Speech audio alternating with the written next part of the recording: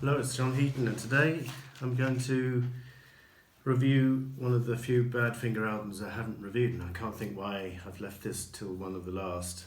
No Dice from 1970, released 9th of November 1970 in the US and 27th November 1970 in the UK. It's always puzzled me why the UK and the US have to have different release dates, but anyway, so interesting to note that this period around late November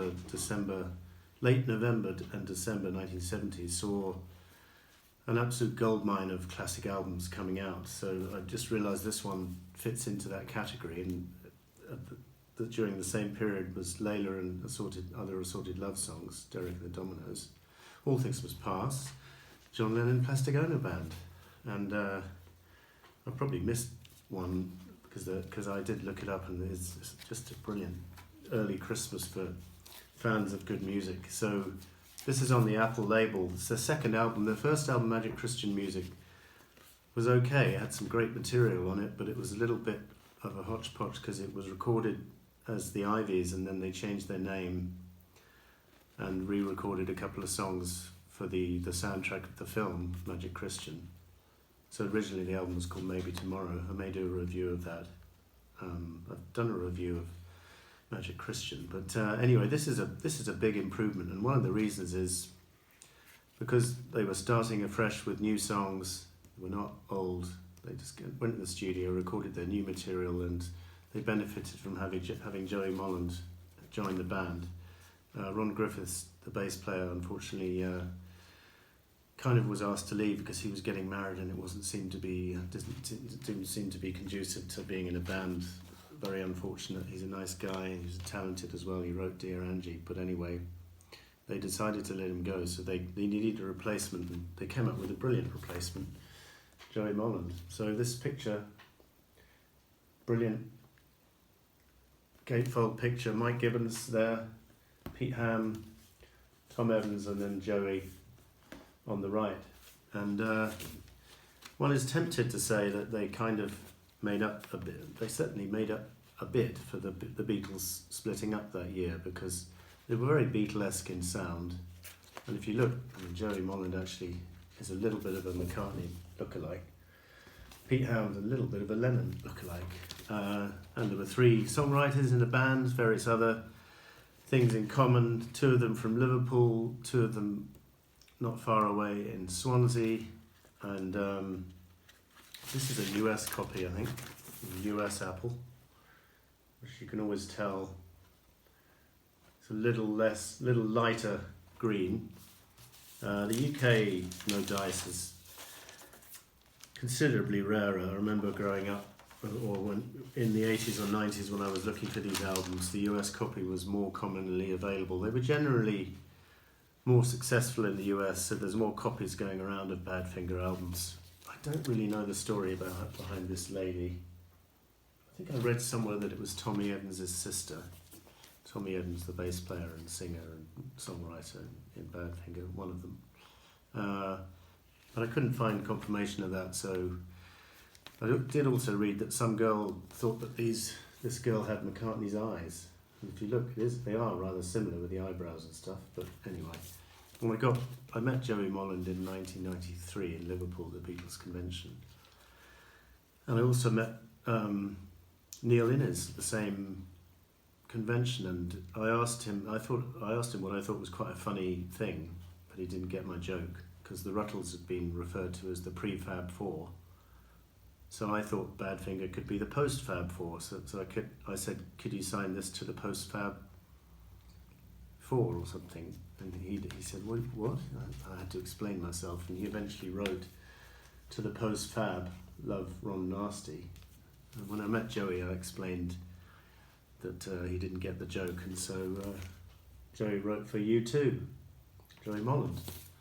This was the 1993 Beatles convention when I spent a glorious 2 or 3 hours in the bar with him after his concert, just talking to him about Badfinger all the time, good and bad through the years. So, No Dice, the title is a slang or a phrase meaning not possible, like in a dice game. when you throw the dice and the dice doesn't land in an upright position, it's ruled as not no dice, so you have to throw again.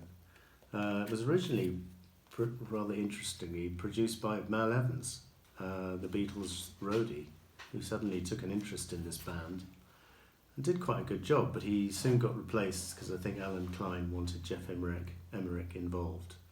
So Jeff Emmerich took over, did the rest of this album, and then recorded kind of half of another album which never saw the light of day, kind of early versions for stuff on Straight Up, and some unreleased stuff which appeared on the CDs.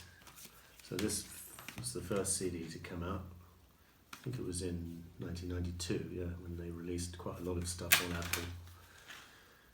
Always good to have the Apple CDs, because when the Beatles first came out on CD, they weren't even, Abbey Road was not on the Apple label on CD, for example. So this already had some great bonus material. Get Down, written by all of the band. Friends Are Hard to Find is a Joey outtake. Mean Mean Jemima, a Joey outtake, which appeared on a solo album I'll show you in a minute. And Loving You, I forget who wrote that, but that's quite a nice outtake. And I'll Be the One has some glorious harmonies. And then this one came out in 2010, again on the Apple label, and with the faithfully reproduced artwork,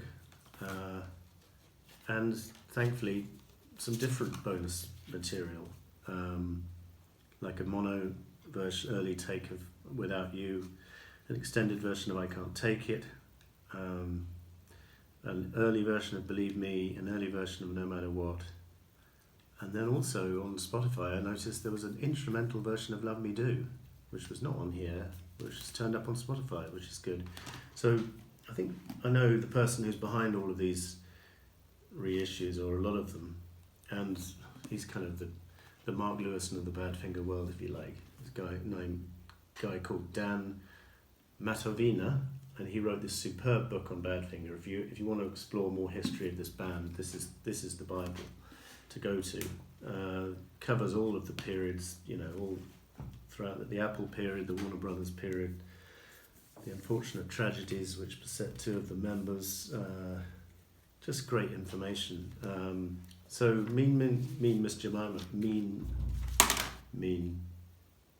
Jemima, turned up on this album, which is 1983 Joey Molland album, and this to this day is the most I've ever paid for a record, $100 back in 1986 at, still got the sticker, Colony Records, which we used to close down now unfortunately, but it was on Broadway just near Times Square, and it was a superb record shop, just the kind of record shop you could find really serious rarities, because I've never before or since seen this album on vinyl. It has actually been released on CD. So Joey was pretty pleased to see this album when I met him, and as a result you won't be able to see this because of the glare and because it's written in blue biro, it doesn't show up against the grey sleeve, but he's written to John, "It's King Nice to meet you, Joey Molland." And he did seem genuinely pleased to meet me. I think I'm a true fan and I knew all the material. So, and at one stage when I was saying how they got ripped off, and getting quite angry about it, he said, "You should have been our manager." And we were laughing, so that was quite funny. So this is a really strong album, and it opens with a Pete Ham, I won't say classic, but it's a very strong album opener, I Can't Take It, with great guitars. Joey Molland brought an extra punch to this band. So you had Pete and Joey playing guitar together, Tom Evans switched from guitar to bass, and Mike Gibbons is on superb drumming duties. So it was a really good foursome, a really good sound, and nothing special lyrically, but a good rocker. And then I Don't Mind, which is written by Joey. I think he co-writes this track, although Tom is singing harmonies with him. Yeah. No, he is co-written with Tommy Evans, sorry. I'll keep this out in case I need to refer to the songwriting on the rest. Brilliant harmonies, brilliant ballad. Pete Ham is on piano for this one. Very Beatlesque, just check it out. It's just one of the best tracks of their entire career and one of the highlights of this album for sure. And then we've got, rather mischievously, Joey Molland coming up with a track called Love Me Do, which I guess was not a coincidence. Same name as the Beatles' first single, but completely different. This is an up-tempo rocker with brilliant drumming from Mike, and great guitar, and the instrumental version is very, very nice to hear on Spotify recently, the other day. And then we've got one of those beautiful Pete Ham ballads, which he would write throughout his career. And this was one of the earliest examples, although there had been some on Magic Christian, such as Walk Out in the Rain and Knocking Down Our Home. But Midnight Caller is probably his best ballad up to this point. Just brilliant chord changes. One of my reviewers says I use the word brilliant too often, so apologies for that. Midnight Caller, great chord changes and lovely melody. And nice harmonies, what can I say? It's very McCartney-esque in a good way. No Matter What was a huge hit single. They performed it on Top of the Pops. And kind of reminiscent of the early Beatles sound, but heavier, all together heavier in terms of the guitar sound, I think, particularly the rhythm guitar. But a worthy hit. And then Without You was originally just an album track, but Harry Nilsson heard it, or he was trying to remember this song, and he thought it was a Beatles song, so he was going through all his Beatles records looking for it, couldn't find it. And then he and his mates eventually tracked it down to this album, and he recorded pretty much what became the definitive version of the song, with Richard Perry producing, making a huge #1 for himself in 1972. And he invited, when he finished the recording, he invited Badfinger to come in and, I've got something to play you. So they sat down and he played it full volume through the speakers, and they were just blown away. And because he really does take the song and make the most of it, potential-wise, with the build-up of the vocal, with the jump of the octave in the singing on the last chorus, and the strings from Richard Perry. It's an absolute masterpiece. But having said that, this version is pretty earthy, as Tom Evans called it, and one doesn't tire of it because it hasn't been overplayed over the years, and was never released as a single. But there is a clip on YouTube of them performing it if you want to check it out. It's very interesting. Pete Ham's on piano. Joey and Joey's on backing vocals and Tom is singing the lead of the chorus. So the song's written by Pete and Tom, and it's their most successful song songwriting wise, and they will go down in history for this song, if not for nothing else. So nice one. Then we opened side 2 with what one reviewer called the last nod to the Ivies style, Bloodwind. Quite an amusing song from Pete Ham, sort of country and western type beat, and Take My Spoon, Bloodwind, Make It Soon, Bloodwind. I think Bloodwind is some Welsh word for a girl or something. Nice song, nice driving melody, rhythm guitar, well played, well executed. Nice harmonies again, and Better Days. Joey Molland proving he's a really good addition as a songwriter to Badfinger, because he produced Love Me Do on the first side and Better Days, which is even better, pun not intended. And also there's a clip of them doing this song on some TV show around the time, although they do take it a little bit too fast a tempo in my opinion on that version, but it's still interesting to see. It Had to Be is written by Mike Gibbons. This was the first of several tracks he'd write for the band, and perhaps it's not on the same level as some of the tracks he did later, like In the Meantime and You're So Fine and Cowboy, or My Heart Goes Out, but it's still a decent song.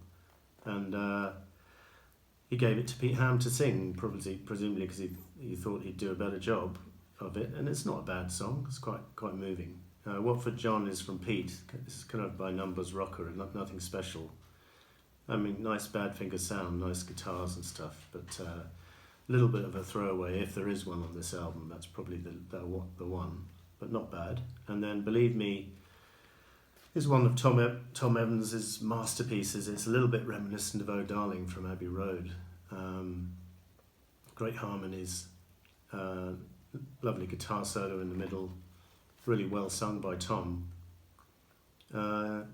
He wouldn't sing, he was singing a lot of lead vocal on the Magic Christian album, but on this album he sings the chorus of Without You and he sings the lead vocal of Believe Me.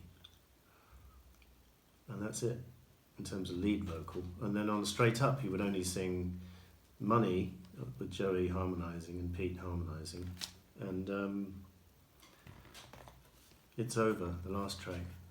So he kind of became less prolific as the band's career went on, which is a little bit disappointing because I love his material. But anyway, this was a highlight of this album, and there is a brilliant clip of that track on YouTube. Check it out. And then the album finishes extremely strongly with another Pete Ham gem with For the Dark. Just an acoustic number with a lovely build-up, with the bass coming in from Tom. Quite philosophical lyrics. Just a great way to finish the album. And yeah, I would have been very happy at Christmas 1970 having this, and Plastic Animal would have been depressing because the dream is over and all that. But then you've got Badfinger at pretty much their peak, or approaching the peak of their powers, and it was no mean album, no mean achievement to come out with an album as good as this. I think Rolling Stone even said it was one of the best albums of the year against some pretty stiff competition. So this is Badfinger again. Pete Ham, Tom Evans, Joey Molland, Mike Gibbons. Joey Molland's the only surviving member. The other three have all passed away, but Joey still tours occasionally on his own and does the hits to try and keep the flame alive. And you can check out some interviews with him on YouTube. So that was No Dice. Thank you for watching. See you next time.